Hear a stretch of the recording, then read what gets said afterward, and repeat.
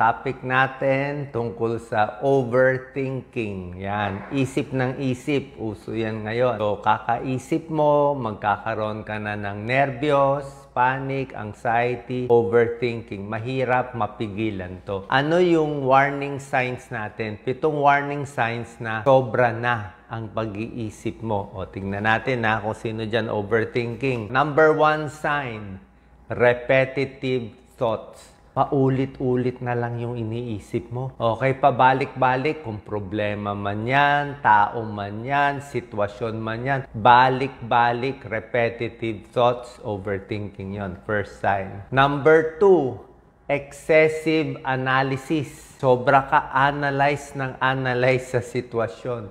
Paulit-ulit, 50 times, 100 times, walang katapusan. Walang kasagutan, walang solusyon, laging ganito, ganyan. So, excessive analysis, overthinking yan. Number 3, hindi ka na makadesisyon. Cannot make decision, hirap ka magdesisyon, another sign ng overthinking. Number 4, negative thoughts, mga negatibo na pumapasok sa utak mo. Number 5, perfectionist. Gusto mo pa rin ayusin, pagandahin. Yan. Another sign, pag mga perfectionist, mga obsessive-compulsive kasi ito eh. Number 6, sa kaka-overthinking mo, meron ka ng physical symptom. Hindi ka na makatulog, lagi na nakakunot ang noo, makulo na ang tiyan, pinapawisan na ang kamay, sumasakit na ang katawan, may physical symptoms na yung overthinking mo. At number 7 sign, cannot let go. Hindi mo mapigilan na mag-alala ng mag-alala. Ano gagawin natin? Paano natin aalisin itong overthinking natin na ikot ng ikot? Okay? Maraming strategy, depende sa tao. Tingnan nyo, baka may isa dito sa sapol at makakagaling sa'yo. Baka isang tip lang dito, okay ka na. Okay? Para sa akin, isang effective music. Makinig ka lang ng music. Ako, gusto ko yung mga lumang music, yung mga 80s, 90s. Yung mga lumang music, pakinggan mo lang, parang napupunta ka sa ibang lugar. So, yung mga negatibo na sa isip mo, pinalitan mo ng nakaka-relax. Okay? So, 1, pwedeng music. Number 2, pwedeng limit internet information. Tama na yung kakabasa ng balita, may gera, may patayan, may aawayin, may ika-cancel. Bahala na sila sa buhay na nila. May artista naghiwalay, nag-away, o may issue, may nabangga. Hayaan mo na sila. Limit information. Ibig ko kasi sabihin, punong-puno ng information yung utak. Masikip na yung utak natin, may problema ka pa eh. Diba? So, music, limit information. Pwedeng, number 3, recognize and accept. Tanggapin na talagang may taong nag-overthink. Tanggapin na lang natin. At iksian mo na lang yung oras ng pag-iisip. Sabihin mo na lang, mula 9 o'clock hanggang 10 o'clock ng umaga, yun lang ang overthinking time ko. Pag 10 o'clock na, tama na. Bukas na ulit. Okay? Find a safe space. Hanip ka isang space na kalmado ka. Anong kwarto ba? May libro ba? Saan ka relax? O manood ka ng mga nakaka-relax na cartoon. Pwede rin yan. Tapos tingnan mo rin syempre, pag overthinking, yung paghinga. Di mo napapansin, hinihingal ka na. Hinahapo ka na. Bakit? Kulang ka sa hingay. So hinga malalim. Konting bagal. Konting relax. Ha? Tapos yung mga gamot nyong maintenance, ituloy nyo lang. Baka nakalimutan nyo yung gamot nyo. Kaya masama pakiramdam. Another thing, pag nag-overthink, minsan parang may tinatawag na unreality. Ito, sign to ng panic and depression. Unreality, tingnan nyo baka sa mga overseas worker meron to. Unreality, feeling mo parang wala ka sa mundo. Parang wala ka dito. Parang disoriented ka. Nananaginip ba ako? Nandito ako. So, pag ganyan, grounding technique. Yan ang ginagawa. Yan ang ginawa ng mga artista sa US. Grounding technique. So, isipin mo, nakaupo ka, nakahawak ka, itong silya ko, medyo rough. Rough ang silya. Yung i-ground mo sarili mo. Nandito ako, nakatingin ako. Ilagay mo, nandito ako sa present time. Touch things, hear things, see things. Tumingin ka sa isang building, ground. Nandito ako, ngayon, balik sa ano. Meron pa isang technique, shake technique. Konting alog. Alog-alog. Minsan kulang ka lang sa galaw eh. Kulang ka lang sa stretch eh. Di ba? Kulang lang sa circulation. Kaya kung ano-ano naiisip mo eh. Pwede yan. Shaking technique. Meron ganyan. Di ba? Nag-aalog-alog. Parang warm up siya. Pwede rin yan. Isa pa, pag malungkot ka, overthinking, pilitin sumaya. Yung i-tap mo sarili mo. Meron mga tap technique eh. Tinatap eh. May tap therapy eh. Parang walang magmamasahe sa'yo. So, sarili na lang. So, gising-gisingin mo yung sarili mo. Diba? Parang, okay, maging masaya sa araw na to. Yan, ipilit. I-challenge mo yung negative thought. Pag may nagsasabi, nako, delikado na yan. Malala na sakit ko, malala na sitwasyon, kawawa na yung anak ko, napunta na sa masamang barkada. Challenge negative thought, gawing positive. Another technique, muscle relaxation. Pwede rin naman pahinga sa favorite chair. Relax lang, muscle relaxation. Diba? Another thing, technique naman to, pwede to sa overthinking, talk to someone. Makipag-meeting ka, makipag-usap ka sa isang tao. Tumawag ka sa nanay mo, tumawag ka sa anak mo, sa kaibigan mo para lang ma-distract ka. Pwede yun eh, distraction. Pwede rin kung magaling ka, mag-imaging ka. Isipin mo na doon ka sa magandang lugar, sa bakasyon mo sa probinsya o sa abroad. Visualize a happy place. Pwede rin yan kung kaya mo. Yung iba may aromatherapy, yung mga inaamoy-amoy. Okay? Meron din ganun. Siyempre, inom ng maraming tubig. Pampakalma ang tubig eh. Pampakalma. Okay? Tulad na tubig, pwede rin yan. Tulad ng isa pang sinabi ko, pwede yung humming or singing. Pilitin kumanta. Kahit sintonado, marirelax ka. Bakit? Pag kumakanta, good for the breathing yan eh. Di ba? Gumaganda paghinga mo, na-exercise ang lungs mo. Diba? Kahit sintonado ka, ikaw lang natutuwa sa kanta mo, okay lang yon. Kanta lang ng kanta, huwag lang masyadong malakas.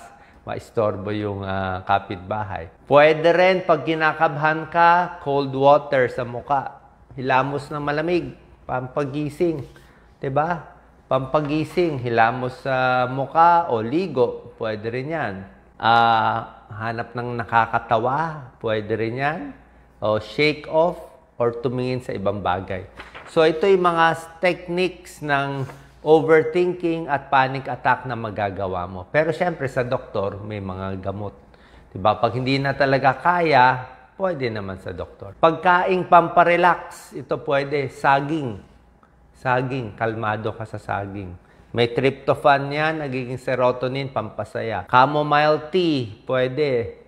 Ito, nakakataba. Yogurt, ice cream. Okay? Tubig na malamig, pamparelax, wag sobrang lamig. Maligam-gam lang. Dark chocolate, kaya lang baka tumaba ka sa dark chocolate. Tapos may mga gamot, pamparelax. Siyempre, yung mga anti-anxiety. Oo, meron din. Yung mga metoprolol, nakakatulong din. Beta blockers. Metoprolol, propranolol, nakakabagal ng heart rate. Bukod dito, isa pang mabilis. May mga salita na pag sinabi mo, matatanggal yung overthinking mo. Okay? Anong mga salita? Pampakalma. Marami. Yung iba, Bible. O yung iba, ibang kasabihan. Unang salita, this too shall pass. Yan ang uso yan eh. This too shall pass. Lilipas din yan. Lahat ng problema, may na-aksidente, nagkasakit, may namatay, may nangyari. Lahat yan lilipas. Okay? Lilipas din yan. Aayos din yan. Diba? Aayos din yan. Number 2, calm saying, I am safe. Ligtas ako, safe ako, hindi ako maaksidente. Nasa safe place ako. Okay? Another saying, nervyos lang yan. Wala namang delikado. This is just anxiety, not danger.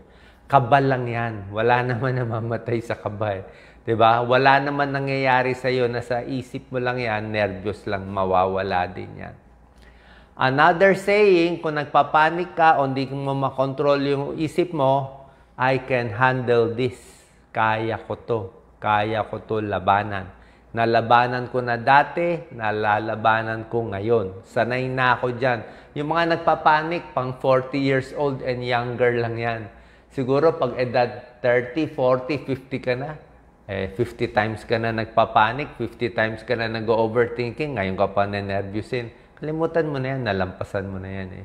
Kaya ito nga saying, I've been through this before and I will survive. So, nalampasan ko na yan. I am not alone, okay? Meron ako mga kasama na tutulong sa akin. Breathe in, breathe out. Hinga malalim. Another saying, it's just a wave and waves always pass. Parang ano lang yan agos ng nervyos. Minsan yung negative thoughts, lumilipad lang yan, dadapo, pwedeng tumubo, pero mamaya, pagising mo, okay na. Meron kasi tayong circadian rhythm Circadian rhythm, may gising tayo, bad mood. May gising tayo, super good mood. So, parang hyper ka, parang manic-depressive So, pag gising mo, bad mood, tiyaga lang. Ligo pa rin, trabaho pa rin, pilitin pa rin, ganyan. Pag gumising ka, very good mood, huwag rin masyadong overacting. Relax lang, kahit very good mood ka. Kasi baka sabihin ng kasamahan mo, ano nangyari dito? Minsan up, minsan down. Ano ba nangyari? So, steady lang tayo. Pag bad mood, tiyaga. Pag good mood, sige, tuloy. I am stronger than my anxiety. Mas malakas ako than my anxiety. Pwede ka magbasa ng mga religious books. Pwede yan. Magdasal, lahat yan. Meditation, lahat pwede. So, may mga salita na nagpapakalma sa'yo. May mga bagay nagpapakalma sa'yo. Kung yung iba, rosary, yung iba, lucky whatever, lucky stone, o ano man. So, pwede po lahat yan. So, saan po nakatulong to para maiwasan natin ang overthinking. Okay?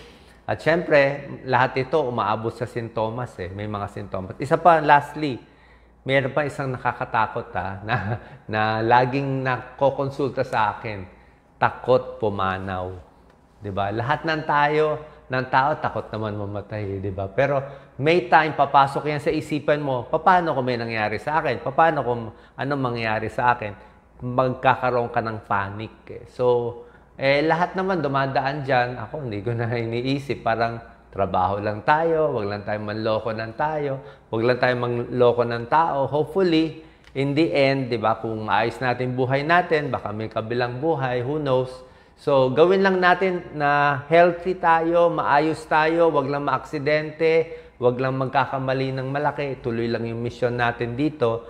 Yan lang naman ang purpose ng buhay, para tumulong sa iba. So, itong mga overthinking, tsaka hindi lang tayo to halos buong mundo. Lahat naman ng tao magkakasakit. Lahat naman ng tao may limit. Lahat naman tao may stress, di ba?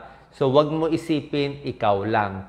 Minsan itong mga stress, magandang incentive yan para gumawa ng project, para makatulong sa iba. Salamat po. God bless.